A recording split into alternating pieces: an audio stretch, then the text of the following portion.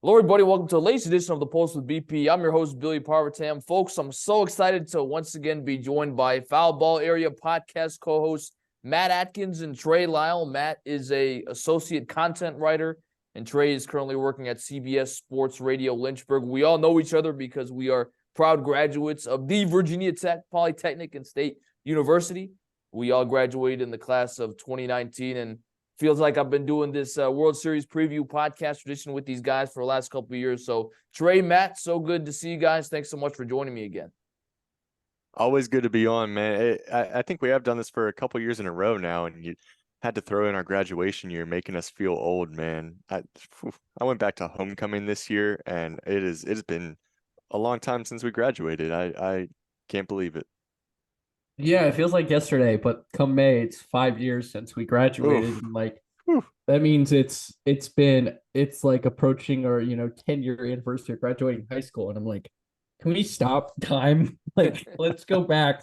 But I know this is Matt's, I think, fourth year doing this with you, and this is my second year, so this is fun. Obviously, probably not a matchup we expected in the World Series, even at the start of the playoffs.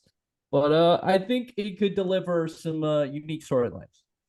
Yeah, for sure. And speaking of class of 2019, we were also the last spring graduation before COVID. So we graduated just in time. But yeah, always good to see you guys. Well, let's get right to it, fellas. The MLB World Series starts on Friday, game one. The Texas Rangers take on the Arizona Diamondbacks. But before we get to the World Series, kind of just want to recap this postseason. I have to start with the topic that everyone's been talking about, it seems like, recently, and that is whether or not this playoff format really impacted the ability of the higher seeds to win. You look at it, the Braves, Dodgers, and Orioles, top one or two seeds in the American and National League, did not make it to the LCS. The Astros were the only team to do so. Of course, several of those teams won 100 games. People talking about maybe had to do with the extra rest they had after the regular season. Matt, of course, you're a Braves fan, so you have an opinion on this firsthand. What's kind of your thoughts on how this playoff format, if it has impacted kind of the ability of the top seeds to win? Because, my question is, when it happens, when we see Cinderella runs happen in March Madness, it seems like no one has a problem. When a team like the Miami Heat, who Trey's a fan of, makes the NBA Finals last year, no one has a problem with that. But it seems like when it happens in baseball, everyone says, oh, there's a problem with the playoff system. It's broken. So obviously, as a Braves fan who had to deal with this scenario really the last 2 years, what's kind of your take on how the system, if it has impacted how the playoffs have played out?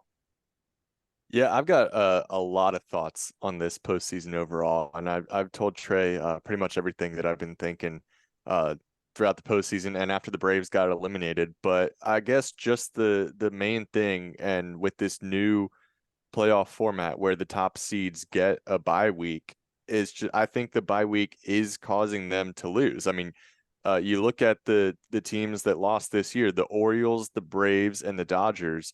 They all lost their division series matchups. You got the Astros, who had a week off, and they ended up winning. And they were one of the teams that won the division series last year after a week off. So the Astros just have it figured out.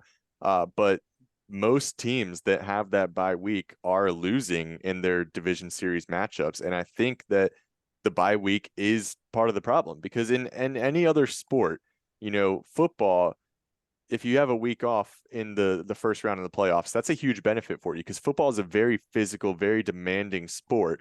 Baseball is not as physically demanding, doesn't take as much of a toll on your body.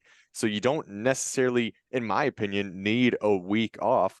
And timing is such a huge thing in baseball, more so than any other sport, I would say. So when you have that week off where you're not facing any live pitching or live batting, it just messes with your timing, and it's hard to get that back, especially against a team like this year. I think every team that won the wild card round, it was all sweeps. It was all 2-game sweeps. So those teams were all very hot coming into the NLDS and the ALDS.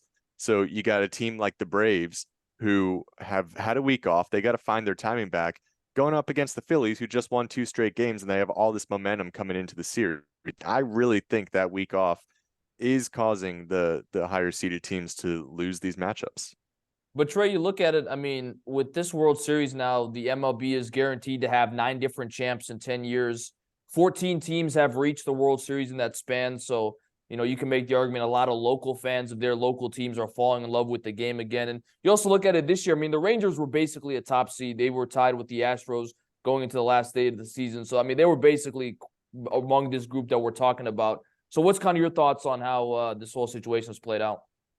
Yeah, so I kind of agree with Matt. Baseball is such a rhythm-based game where, the timing is the key. I know last year, like the LCS was the two top seeds, was the Yankees and the Astros. The Astros, we don't talk about that, but then this year you see the wildness of it. Obviously, back-to-back years, a 6 seed has made it to the World Series in the National League. But baseball, unlike the other sports, is so much more based off of rhythm and timing and finding and just finding that kind of rhythm at the plate, rhythm on the mound, and it's a lot easier to lose that with a week off. And granted, the week off benefits the rest part of it, but it's somewhere that it's kind of like it's difficult to see, like, them refining the rhythm. By the time they find the rhythm, it could be too late. Like, it could be you're down 2-0 in a 5-game series. So there are like two options to this. You make it a 7-game series in the first round where you have more time to get it back, or you simply just add an 8th team, which, if you're baseball, adding the 8th team is probably making more sense, or you get more playoff games and more revenue. And then you also make it like a 7-game series or something like that, or you do the 3-game wild card, but everyone plays in the wild card, and then the divisional, whatever it may be. But you're dealing with two things. You're dealing with a limited amount of games, because the difference between a 5-game series and a 7-game series is huge. It's gigantic. I mean, the World Series would be completely different if those were 5-game series. It would be Houston and Philadelphia rematch. So it's two factors. It's one, it's a 5-game series, so there's less margin of error. And two, this is a rhythm sport. It takes so much timing. You at the end of the day, you do want to see the best teams play with each other. Like the Diamondbacks making the World Series and is great. Texas was one of the elite teams. It is great, but like, compare it to, like, what if we had the O's, who were the 1 seed, versus the Braves, who are the 1 seed in the National League? That would have been a great series. So it's definitely finding that fine balance. It's either, like I mentioned, adding the 8th team or making the divisional series a 7-game series, because rhythm gets lost in that week and it just seems to not be made up. Also, I will add, with the Astros this year, they kind of got lucky by playing the Twins, who were by far the worst team. So that might have helped the reason why they got through the divisional series, unlike the others. Matt, I would just add real quick, we see this all the time in the All-Star break. Every year you see teams go into the All-Star break. They're the best team in the league halfway through the season. They get 4 days off for the All-Star game, and they come out and they just stink for the first week or two after the All-Star break. So we see that all the time, every year. So, I mean, why would it be any different when you have a week off at the end of the season and then try to get going again to play a playoff series? It's the exact same thing.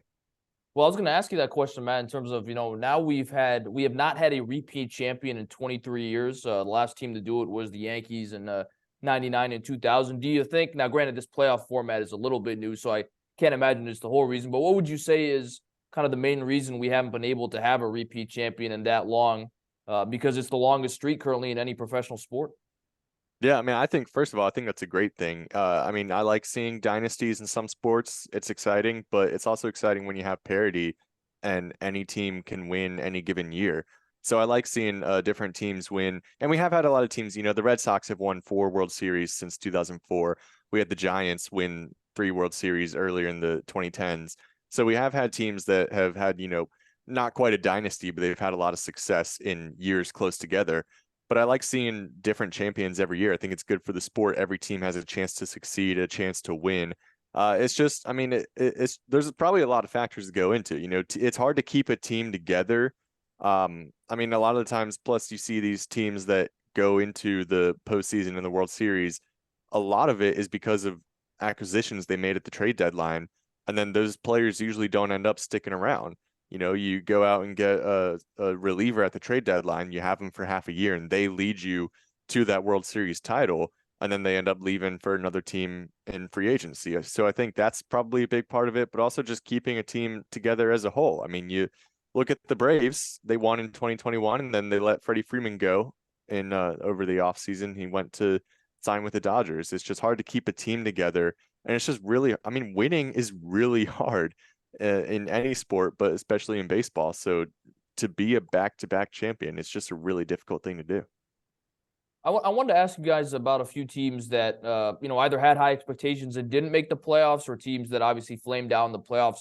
Trey, I got to go to you first. I mean, your Yankees, man, what happened? I mean, expectations going into the year, they don't end up making the playoffs. Of course, we all know they haven't even made a World Series since they last won in 2009. And, I guess this question we ask every year, is Aaron Boone the right man for the job? But they've already announced he's coming back next year. So what's kind of your thoughts on the whole Yankees situation? Why did they not make the playoffs? And how do they improve to get back there in the future?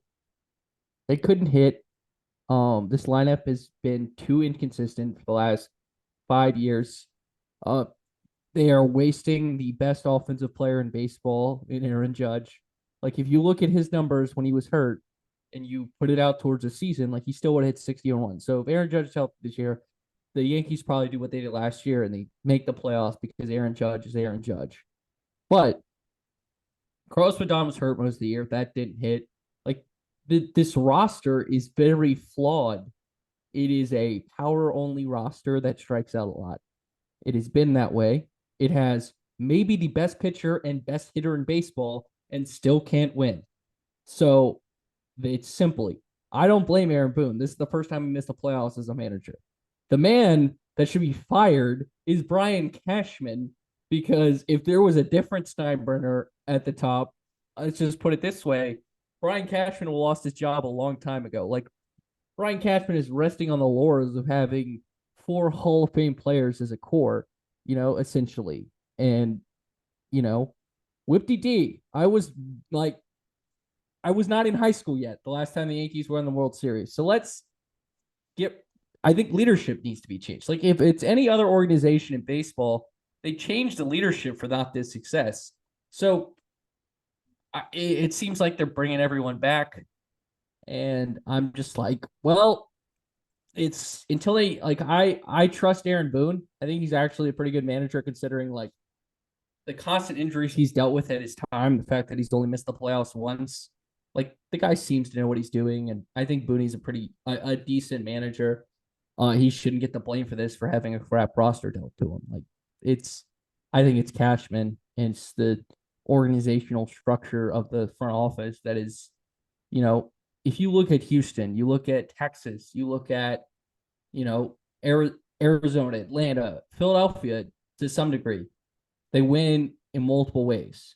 The Yankees can only win in one way, and that's hitting the long ball, which they have a lineup built for their stadium, but come postseason, you need to be built, you need to be built to win in multiple ways, and their offense is just not, it's built one way, and it's a home run or a strikeout, and that's just not going to work. Matt, how about your Braves? Aaron Judge, bail us out. Sure. And Matt, how about your Braves? I mean, this was another year, man, where I really feel like, I mean, a lot of people consider them the leading favorite to win the World Series. Of course, Matt Olson had such a terrific year, led the league in home runs and RBIs. Ronald Acuna is probably going to be the NL MVP. I mean, one of the best players in the game. I apologize for even thinking back in the day that Juan Soto, when he was with the Nationals, was even in Acuna's league. I mean, it's not even a question now. But man, just another disappointing loss to the Phillies in the playoffs. What's kind of your thoughts on what happened this season? Yeah, I mean, it's a super disappointing loss. I think it is. So, it's like we've been talking about, it's the week off in between the end of the regular season and the playoffs. I think that's a huge part of it. But I just think, they just went cold, and whether that's due to having that week off or they were, getting cold before this playoff series at the end of the regular season, I don't know. But I mean, that's what happened. Like, the key players that you needed to show up were not showing up when you needed them in the postseason. And then pitching just really wasn't there. And that was going to be a huge thing for the Braves. They had a ton of injuries all season long for the pitching staff. And then right at the end of the season, Kyle Wright They announced he was going to have shoulder surgery, and Charlie Morton was injured at the end of the season. So you really only had Max Fried and Spencer Strider, which, looking around at the playoff teams this year, a lot of them do only have two bona fide starting pitchers. I mean, you looked at the Phillies, they had Zach Wheeler, Aaron Nola, and then Ranger Suarez out there for every third game, and he pitched very well. Props to him. But a lot of these teams, the Diamondbacks, they're in the World Series. They have Zach Gallen, Merrill Kelly, and then some guys you've never heard of, but they've been pitching pretty well.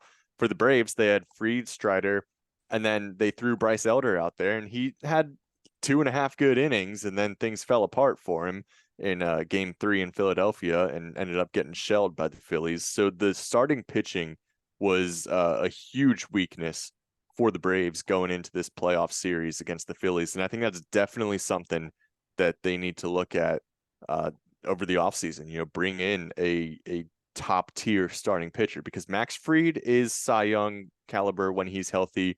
Spencer Strider is he gets the most strikeouts in the league. He can be Cy Young caliber, but you got to have someone else in there because clearly those two guys couldn't get it done.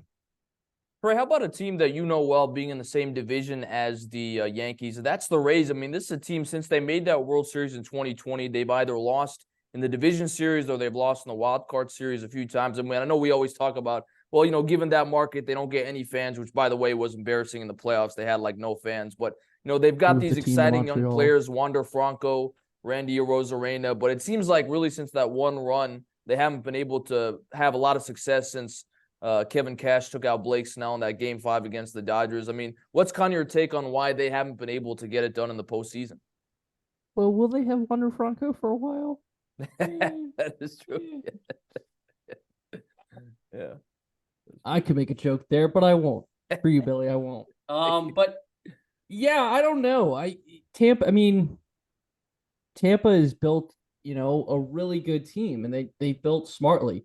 They should do what, like the Oakland A's should do, and, prove that, you can build a really good baseball team through smart moves and, selling a player high and getting, basically better players forward at the end. So I don't know what the Rays can do at this point. I mean, unless they want to go big game hunting, I think they kind of just have to be kind of what they've been doing and, keep getting as many swings of the bat in terms of top talent. I think it hurts your best player was off the team. It wasn't like he's needed to be off the team. Like, what happened to him was right. His stint with the team is someone he might want to date. Like, let's put it that way.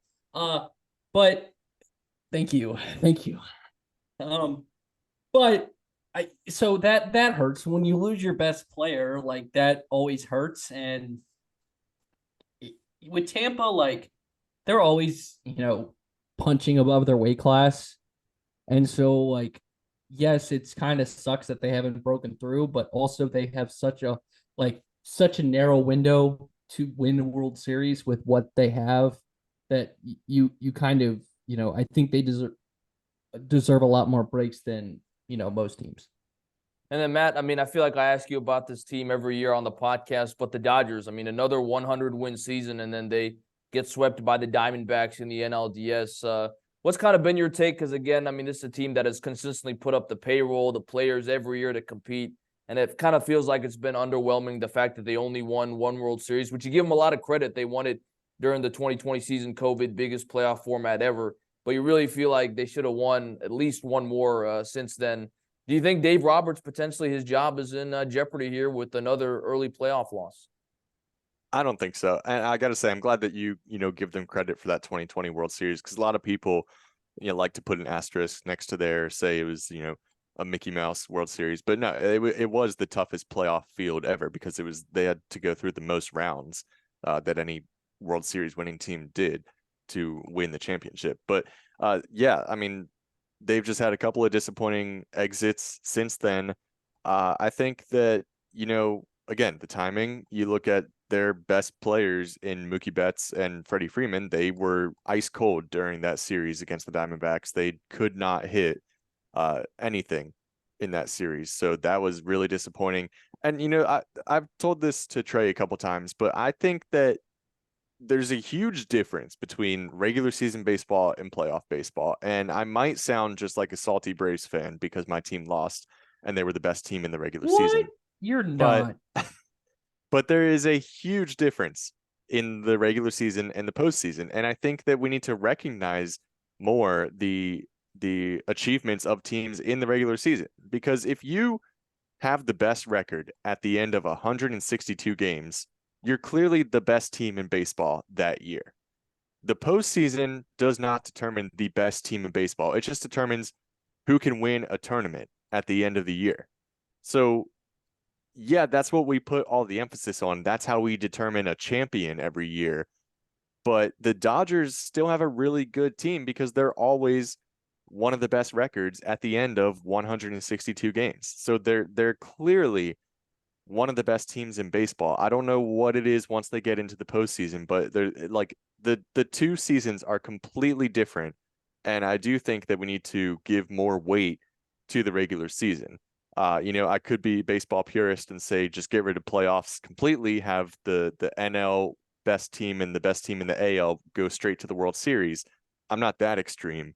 I would have been happy with that this year because the Braves would have gone right to the World Series. But I do think we Matt need wishes he was like 100 more years old and could watch baseball like that. send me back to like, I don't know, Pre-World War One. That's when the baseball was good. Damn it. Murderers Row with the Yankees, or 1914 when the Braves won the World Series. There you go. But yeah, But I do want I think that it's just a completely different ball game once you get into the postseason.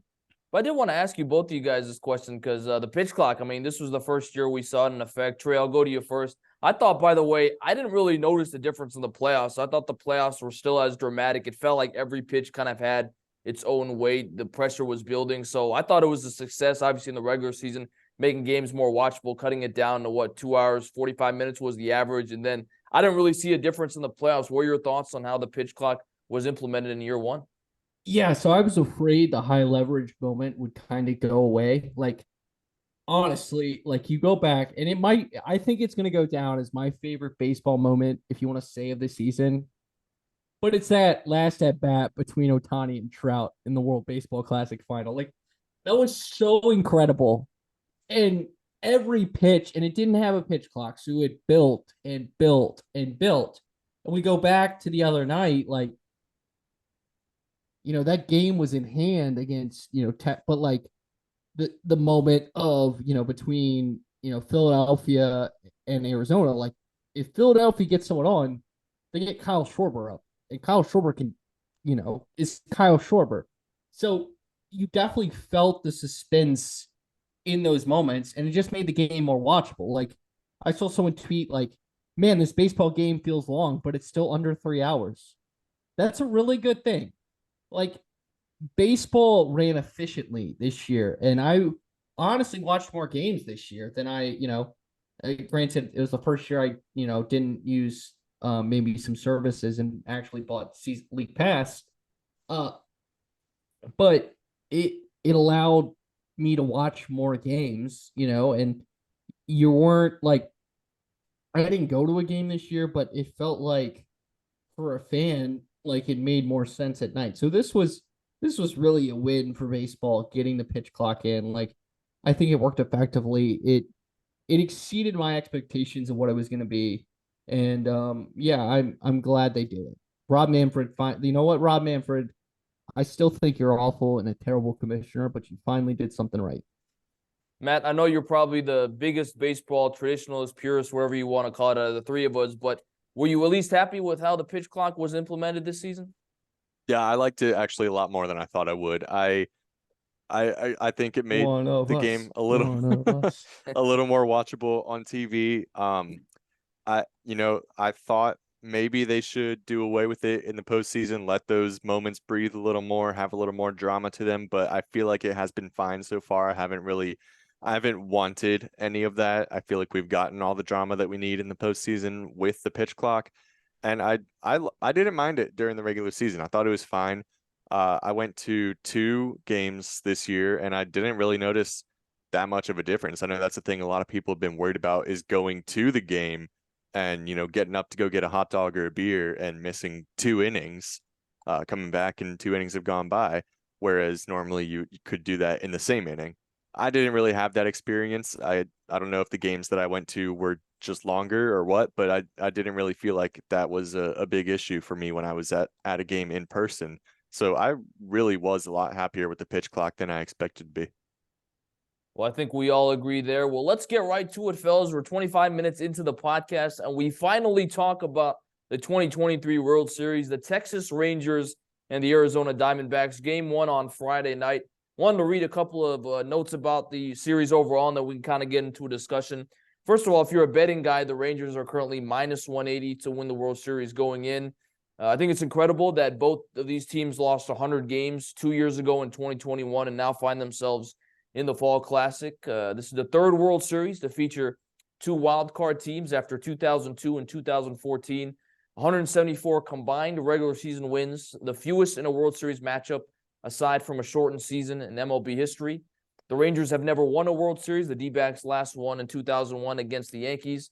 This is also the 5th World Series with games in Texas when you count that the Astros had been in most of these World Series and then also COVID in 2020. Couple of first World Series in which both teams play their home games with a roof. First World Series not to feature the Astros or the Dodgers since 2016. And the first World Series with all games played on artificial turf. Quick run through a couple of these. Wait, is this the first World Series with a pool? It might make sense. I mean, with how hot it is in both these places. Well, no, the Diamondbacks have a pool in their stadium, and it's their new stadium. So I think when they last played, the pool wasn't there. So yeah, makes sense. How about that? Yeah, that's pretty awesome. And again, just a quick run through of these two teams. Rangers, of course, hired Bruce Bochy out of retirement in the offseason. One of the greatest managers of all time, 3-time World Series champ. First to take, with the Giants, 3 different franchises to the World Series. Of course, the Giants, now the Rangers, the Padres in 98. He's undefeated in postseason Game 7s, and when he wins Game 1 of the series. This team, of course, 5 All-Stars, Garcia, Heim, Josh Jung, Corey Seager, Marcus Semien, Nathan Eovaldi. They acquired Jordan Montgomery, Max Scherzer, and Aroldis Chapman at the trade deadline to boost up that pitching staff. In the playoffs so far, they've swept the Rays and the Orioles, and they beat the Astros, of course, in that epic 7-game series. The Diamondbacks, on the other hand, Corbin Carroll, what a fascinating young star he is, likely Rookie of the Year. We've got the dynamic Ketel Marte. Also got All-Stars in Geraldo Perdomo, Luis Lourdes Gurriel, and, of course, Zach Gallen. You add Gallen with Brandon Pfaadt and Merrill Carey. That's a pretty solid trio in the pitching staff. Veterans like Tommy Pham and Evan Longoria. Really interesting season, guys. I mean, highs and lows. They were 41-25 at one point in mid-June, leading the NL West. And they had a 32-game stretch in early July and mid-August where they went 7-25. They were 57-59 at one point, but they found their way around it, swept the Brewers in the playoffs, swept the Dodgers, and beat the Phillies in 7 games, winning 2 in Philly, which I think very few people expected. So a lot of stuff I rattled off there, but Matt, I go to you first. What are kind of your biggest storylines in this World Series featuring 2 teams who haven't been there in a while? I'm really excited for this World Series, actually.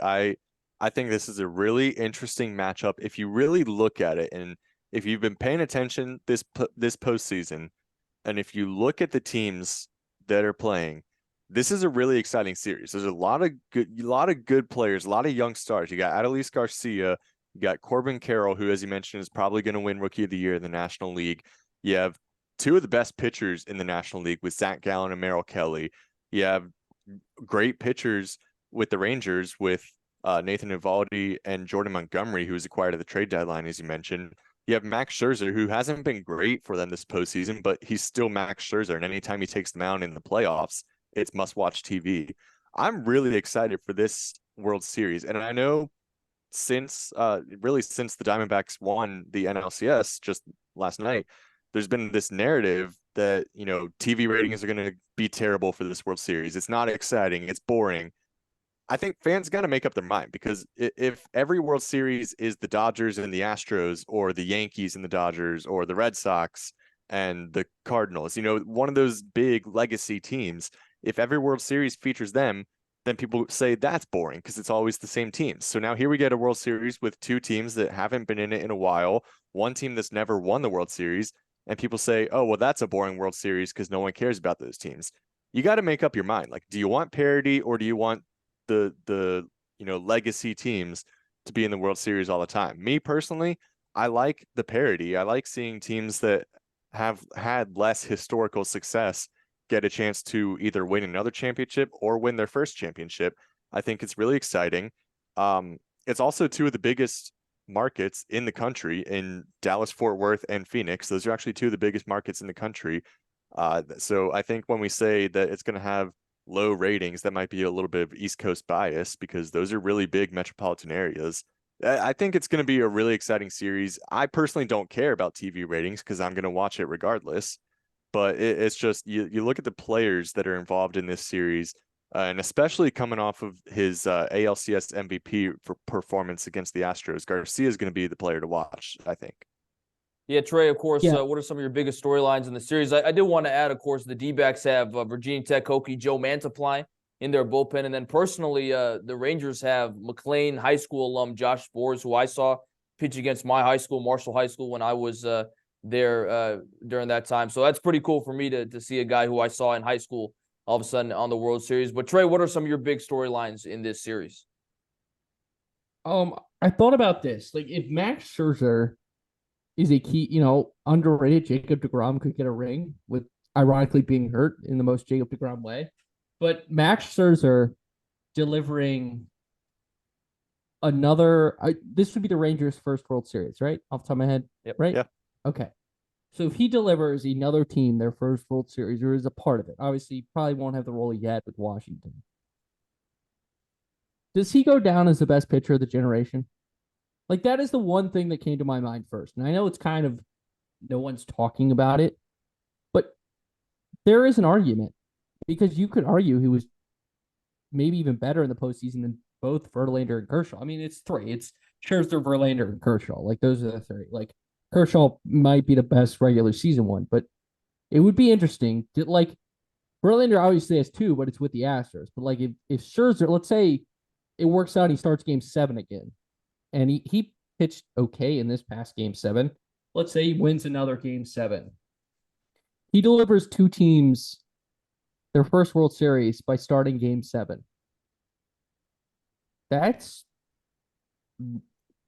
he could cut argument would be made for him to be the best pitcher. So that's one. I know it's kind of a little off the wall, but that was one of the first thoughts. And I think also it's like this is the kind of point of why to invest in your team. Like, look at like Evan Longoria. Like, that's gonna be cool to see him, back in the World Series after so long. He got a big contract from here. Like, both these teams have constantly been trying to get to this point. They have it, like, whether it's spending, building their team, obviously, hitting on like a Corbin Carroll helps, but they finally broke through.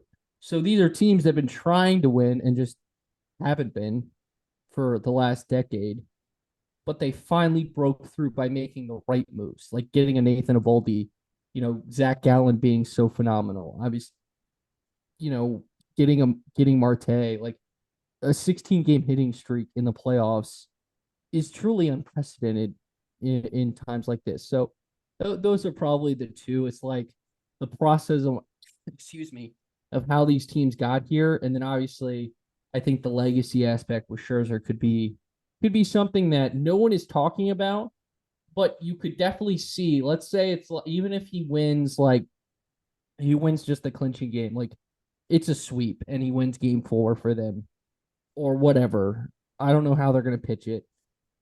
I think there's sort of a legacy aspect with Max Scherzer that no one's talking about. That would be pretty interesting. Matt, I mean, I guess that goes to my next question is there really anyone in this series with quote unquote the most pressure to win? I mean, I think we'd all probably agree the Diamondbacks are playing with house money. No one expected them to get this point. If they lose, which they're the underdogs going into this series, I don't think anyone's going to be like, oh, the Diamondbacks had a failed season. They couldn't come through in the World Series. I guess the point that Trey made about Max Scherzer makes sense, but I just wonder, does the guy have anything left? I mean, as a huge Nats fan, I'm going to root for Scherzer no matter what. He's probably the greatest national of all time, honestly, when you consider all of his accomplishments. But I mean, there is that question of whether or not he's washed. He only pitched 2 2/3 innings or whatever it was in Game 7. We all know if Max Scherzer is anything close to his prime, they're not pulling him after 2 2/3. So maybe that's the guy. But then you think about it, I mean, You're not picking Bryce Harper as the greatest man of all time? no, I mean Scherzer led the World Series and led him to I the just- World Series, and just ask. probably will he'll probably be the first national in the Hall of Fame. But That's Matt's favorite baseball player, Bryce Harper. Huh. I remember that from last year. But you think about, I mean, Bruce Bochy, pretty incredible feat for him to lead another team in the World Series. But he's already won, 3 of them. So it's not like, oh, if he wins, I mean, it would be, move up the list in terms of most rings for a manager. But it's not like he has to win a ring, you feel like. And guys like Corey Seager have already won a ring with the Dodgers. So, I mean, is there anyone with quote unquote the most pressure to win, you think, in this series? I think that's an interesting question because I really don't think there is really anyone that the pressure's on a whole lot this series. Both teams are pretty young, got a lot of breakout players that they're not, towards the end of their career. The Rangers, like you mentioned, Max Scherzer already has a ring. Aroldis Chapman already has a ring. You got, a lot of guys that are going to be good for a while. This team could be back here in the next coming years. And then on the Diamondbacks, they got a lot more good players that are really young and could keep them as a winning team over the next couple of years. So I don't think there's anyone that has like a whole lot of pressure to win. If I had to pick someone, I might go with Evan Longoria just because he is the one guy that is towards the end of his career. And, he made it to a World Series very early on with the Rays in 2008 when they lost to the Phillies. And then he hasn't been back to a World Series since then. So, I think there might be a little bit of pressure on him because, he could be at the end of his career. He could retire after this year. And so, if he wants to get that World Series championship before he calls it a career, I think the pressure would be on him. But other than that, I really don't think there's anyone that feels like they have to do it this year or they're never going to get a chance again. Yeah, Trey, you mentioned Max Scherzer. I mean, but you talk about Bruce Bochy. I know, we were having this conversation as baseball fans. Dusty Baker, he retired. Where does he rank in terms of the greatest managers? But you got to think, I mean, if Bruce Bochy wins this World Series, are there that many more greater managers than him in history, or is he maybe the guy at the top here? That's such a hard debate because of, baseball is probably the hardest to truly determine the greatest ever because the game is so different. Like Joe Torre belongs in that conversation. Obviously, I think I mean you can go on and Bobby Cox to some degree, I think belongs in that conversation. Like that's just so hard to determine. But I think Bruce Bochy could get, he's already like I think his fate is sealed. Like he's a Hall of Famer. Like it's the same thing with Dusty Baker, in my opinion. Like let's say Dusty Baker never joins the Astros. Like I think he's a Hall of Famer. But the fact that he didn't win the World Series just solidifies it. And you could argue like the fact that he had to kind of rebuild the team, not physically, but like emotionally coming off this, everything that happened. You got to give him a lot of credit there. So yes, he enters the conversation, but I don't think I could sit here and say definitively, yes, he's the greatest manager of all time, because that is it is so more complicated than maybe any other sport. Like you think about it like this, like who's the greatest coach of all time? It's Bill Belichick. Why? Because he has the most championships. But there's the argument like he had Tom Brady. Same thing like Andy Reid could quickly, Andy Reid might be the best coach of the generation because he had Patrick Mahomes now. Like he could quickly pass him. You go to basketball. Well, it's Phil Jackson is the greatest coach of all time. Well, who did he have in his career? Oh, just Michael Jordan, Kobe Bryant, Shaquille O'Neal. You could argue it's Pat Riley. Well, he also had LeBron. Well, that was more of a GM, but he also had, Magic and, Dwayne Wade and Shaq and, so on and so forth. So it's definitely hard to fully determine who's the greatest, greatest coach ever, greatest, because it's so team dependent, and so I think he enters the conversation, obviously, but I don't know if I could say yes. And Matt, I would say it's probably fair to say the same about players. I mean, I really feel like baseball players, they don't get as much heat if they don't quote unquote win the ring because, you know what? I mean, if you're a great player and you go 3 for 4 with 3 home runs and 12 RBIs, but you have a bad pitching staff, I mean, you could lose, Mike 15 Trout to 12 for the last decade. So I mean, people were kind of trying to bring up, oh, Bryce Harper, look at all the postseason success. He's better than Mike Trout. I'm like, yeah, but if you look at statistically Mike Trout's numbers, he's better than Bryce Harper in almost every category. His team around him is bad, so that's not his fault. He hasn't been able to get to the postseason. So it really does feel like, Matt, that even in baseball, the players don't get quote unquote the same kind of heat as they do in other sports if they don't win the ring. Yeah, I don't think they do. I mean, you look at a lot of the guys that are considered the greatest players of all time, and Barry Bonds, Ken Griffey Jr., those are guys that never won a World Series championship when they were playing, but they're still by far and away considered some of the greatest players of all time. So I think that it's, Ted Williams, throw him in that conversation. I don't think you get the same kind of heat that you do in a sport like football where, again, to piggyback off of Trey's example, we say Tom Brady's the greatest player of all time because he has all the World Series Super Bowl championships. But I mean, he has the stats to back it up too, but it's because he won that we consider him the greatest of all time. So it's not really the same in baseball. I think that it's much more of a team game. One player can make a huge impact, but there's 2 sides to the game. And so you can make a huge impact at the plate, but if your pitching staff isn't picking up their part of the bargain, then yeah, you're not going to have a good team. You're not going to have a winning team. Well, guys, let's put our money where our mouth is and make our predictions for this World Series. Now, for context, Matt has been correct every year he's been on the podcast. 2020 picked the Dodgers, 21 the Braves, 22 the Astros. Me and Trey were both unfortunately wrong last year. We both picked the Phillies, and the Astros beat them in 6. So we'll see what happens this year. Trey, I'll go to you first. Give me the winner, give me in how many games, and give me a World Series MVP. Rangers get it done in 6. Nathan Eovaldi is the MVP by winning 2 games in the series and finishing the postseason undefeated and within under 1 WHIP. Is a 2.42 ERA. So let's say he stays, it's like 2.3. All right, Trey is going with the Rangers. Matt, you've been 4-0 or 3-0, I guess, last couple of years. So you're going to stay perfect. Who are you going with this year? Man, that's a lot of pressure. I didn't realize that I didn't realize I was perfect. You have a 50-50 shot every year. It's like decent math. Yeah. I got to go with the Rangers. I think they get their first title this year. I think they get it done. I'm going to say 7 games. I really want it to be a 7-game series, and I think that these 2 teams are pretty evenly matched. I think it could be. So I'm going to say Rangers in 7 games. MVP, I want to lean towards Garcia because he's been so hot recently. I'm just going to go with him. Yeah, I think he keeps it going into the World Series, and I think he takes home World Series MVP as well. All right, so Trey and Matt are both going with the Rangers. I will also agree and pick the Texas Rangers to win the World Series. We're going with Matt so we can be right this year, Billy.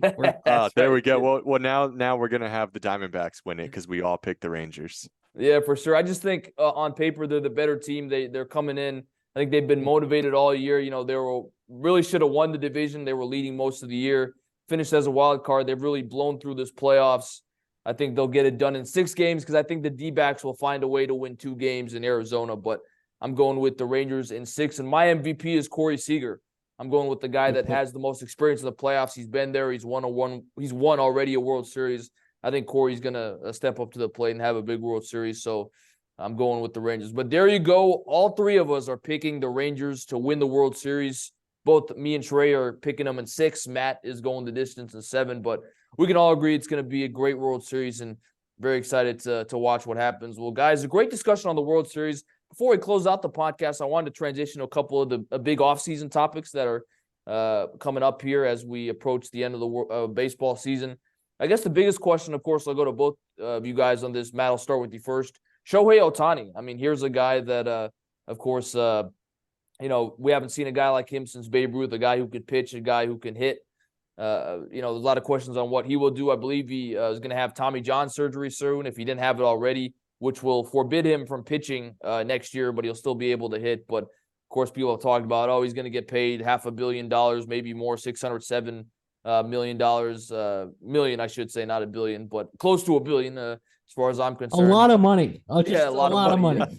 So, Matt, I guess what's your thought on where Ohtani ends up? And hate to ask it, but do you think he's worth the money? Because, I mean, he is a dynamic player, but as we've seen in history, these big contracts almost never work. You're right, but we have never seen a player like Shohei Ohtani. So he is absolutely worth the money. $500 million, if that's what they want to give him, if that's what he wants, give it to him. He's worth it. He is worth the money. And if we have learned anything over the past 3 weeks of baseball, it's that you can't really predict what's going to happen. When we do our podcasts, Trey, I'm going to start going off the wall wild card predictions. And so I'm going to start it here with Shohei Ohtani. And I say he signs with the Seattle Mariners this offseason. The foundation is already set. Ichiro was one of the greatest Japanese players and one of the first Japanese players to come over and play in MLB. And he went to the Mariners. I think that Shohei Ohtani wants to stay on the West Coast. The Mariners are a young team that has had a couple of good seasons, very close to making the playoffs this year. If they get a guy like Ohtani on the team, he could really elevate them. Their postseason press conferences this year, all the players were upset. They were saying that this team needs to go out and make a splashy sign to help them, get over that hump and start winning more. Shohei Ohtani is the guy to do that. I think he ends up in Seattle. What do you think, Trey? Shohei Ohtani will stay in Los Angeles, will play for the Dodgers because he likes LA. He wants to stay in LA and he wants to win. The Dodgers haven't made any moves since Freddie Freeman in 2021. Any notable moves? They made little pieces like signing Jason, but they have not made a big swing where they could have because they're the Dodgers to set up for this move. They don't need to sell him on LA, and they can sell him on winning and playing competitive games.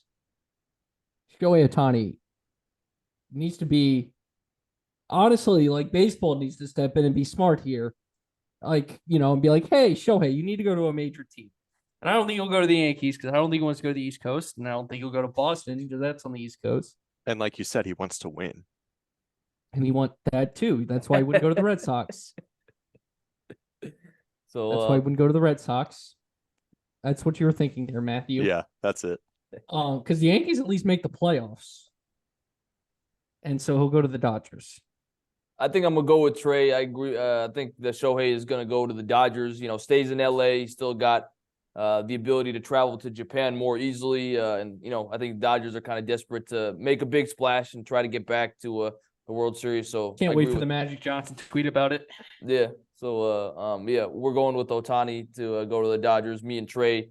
Matt is predicting the Mariners. What about Juan Soto? And Matt, I guess again, this is kind of what I was bringing up a couple of minutes ago. Obviously he's still been an all-star, but who knows if he'll get the money that the Nationals offered him, whatever that was, close to $400 million.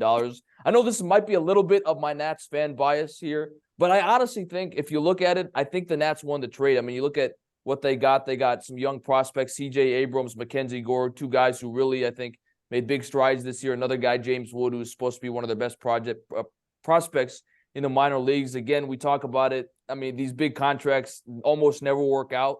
So I think whatever team signs Juan Soto is probably going to be handicapped, not going to be really able to spend money elsewhere. So what are your thoughts on that? And do you think he stays a Padre, or do you think they'll find another place for him? He had a really under the radar good year this year. Like he was really solid, one of the best players, one of the best hitters in baseball, and somehow just flew under the radar. He didn't really put up any splashy stats. His batting average isn't really up there, but his on base percentage and OPS was pretty high up there. He's just a really solid player, and I think that he's going to get a lot of money. There was a time when we were talking about him in the $400 million, $500 million range. I don't think it's going to be like that. Probably $300 million, wherever he ends up. But I don't know that that's even guaranteed. He's still a very, very talented player. But, I'm going to go with a wild guess here too. And I'm going to say you were talking earlier about how he's not even in the same league as Ronald Acuna Jr., but he is still a very good player. And imagine both of them in the same outfield in Atlanta. I think that's what we're going to see next year. Juan Soto coming to the Braves. They've signed a lot of their young stars like Acuna and like Ozzy Albies. They've signed them for long-term contracts, but relatively cheap long-term contracts. So they've got the money. I think they could sign Juan Soto to a big deal and bring him into Atlanta. Trey, do you think Juan Soto goes to the Yankees? No, I think he stays with San Diego.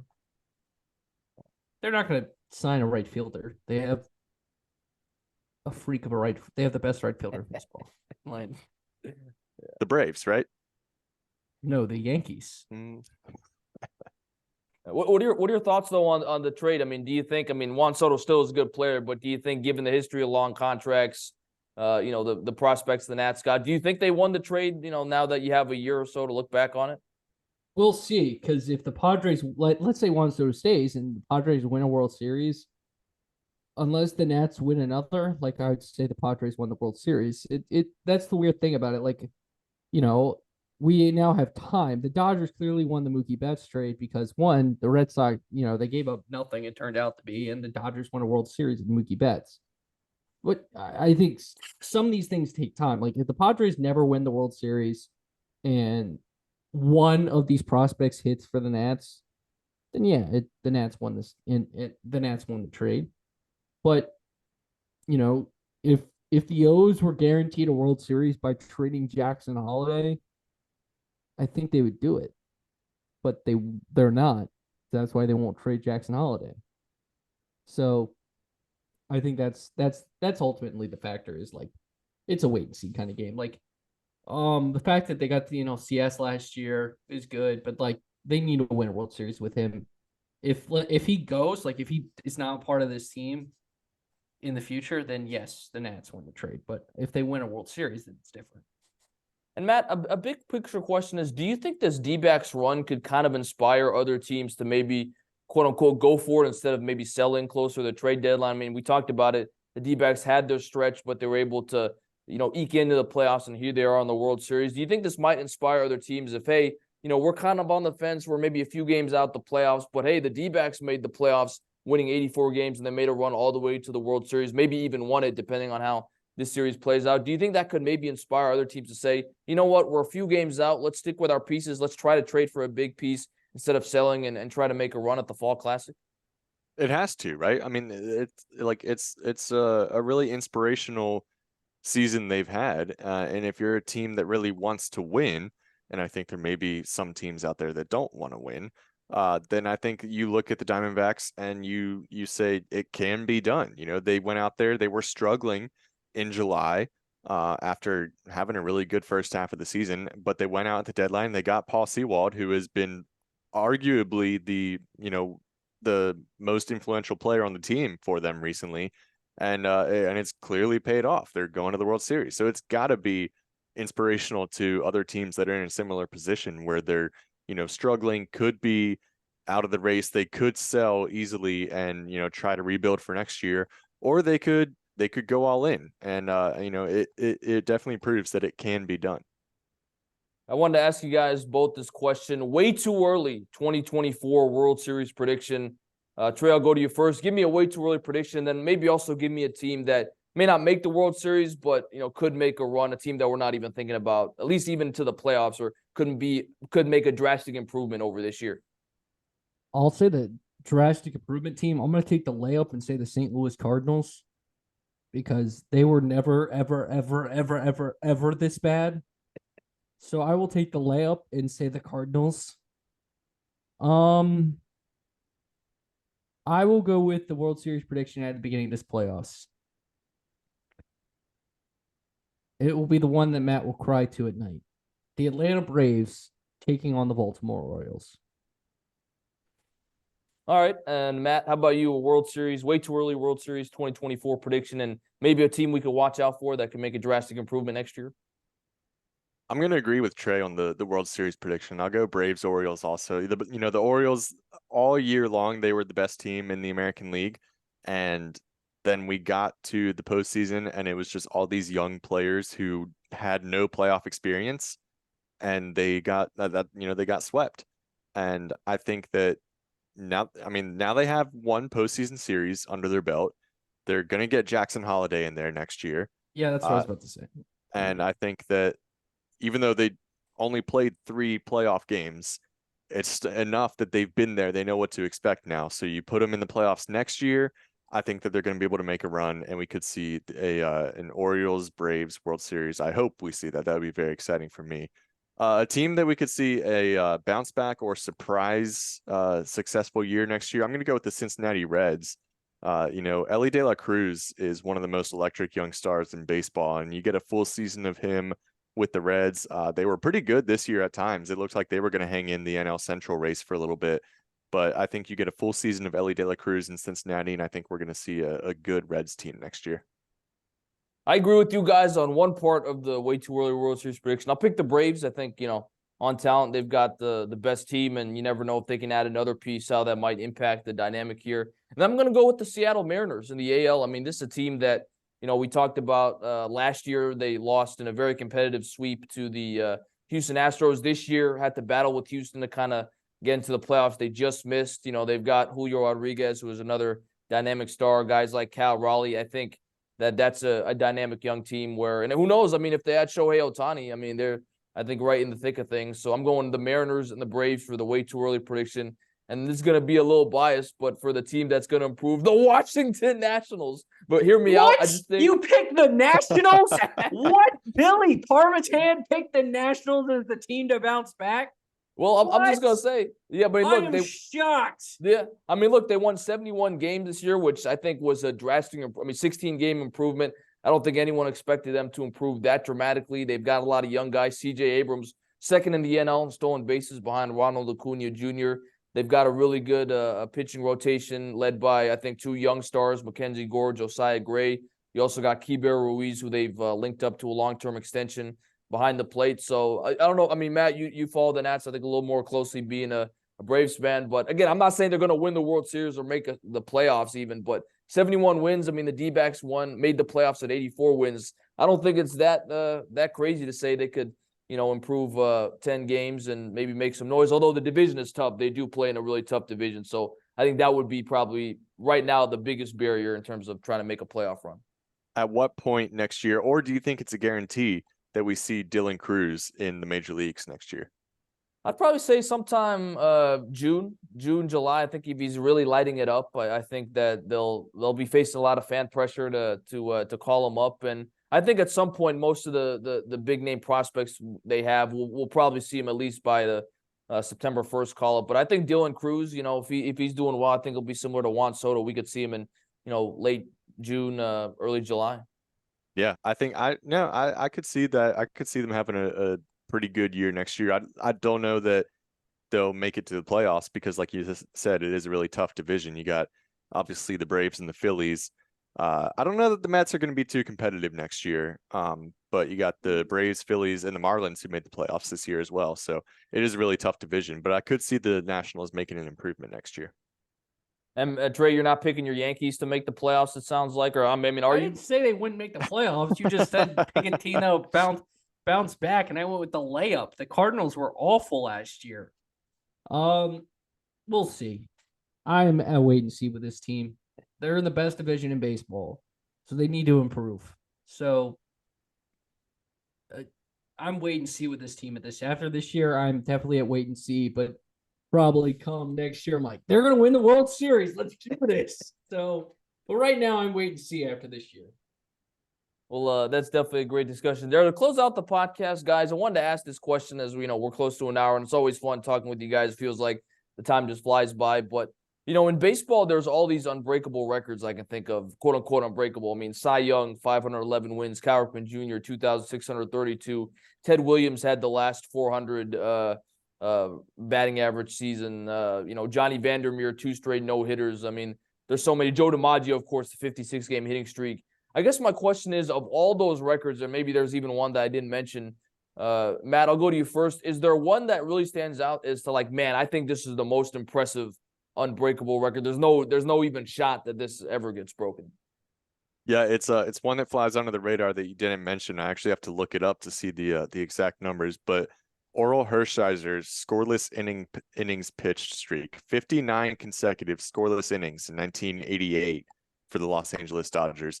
I don't think we'll ever see anything like that again. I mean, it's hard for pitchers to even rack up a lot of innings the way they pitch these days. You get pulled after 5 innings, even when you're pitching pretty good baseball. So, I think that they pitch fewer innings per game. And the offense in Major League Baseball has increased so much, especially in recent years. And we see so many more home runs than we ever have before that I don't think we're ever going to see someone go 59 consecutive innings without giving up a run. Trey, any record to you? I'll go with the Ripken consecutive game streak at 2,632. I think baseball is such more emphasized. It's like basketball, like so much more emphasized on resting and rehab and getting guys days off and trying to make them through the grind of the season that I just don't imagine we will see someone play, 2,632 games in a row or 2,633 games in a row. Like I don't see it happening in today's baseball where rest and health are just so much more important. I agree with you. That's what I was going to say. I mean, I think also you factor in agents, trying to hold out and, be healthy in terms of that next big contract. I don't think it's going to happen. I was also going to say Cy Young's 511 wins. Pitchers just don't go that deep anymore in games, really. It seems like, every third start they have a no decision thanks to, a bullpen guy who blew it. So I agree with I think really all these records are unbroken, but I think, those two kind of stand out as pretty unbreakable. I did want to ask one more question, though, guys, because, I know you also follow college baseball. Matt, I'll go to you first. Is there anything college baseball can do to even get on the level of popularity that, say, college football has, that college basketball has? I mean, I know that both those sports have some sort of college game day. Is that something that college baseball can incorporate to maybe kind of start to draw in more fans, or do you think it's kind of an uphill battle and for the foreseeable future, unless something dramatic happens, college baseball will kind of be a distant third behind those other two sports? It's definitely never going to catch the popularity of football, especially, and probably never basketball.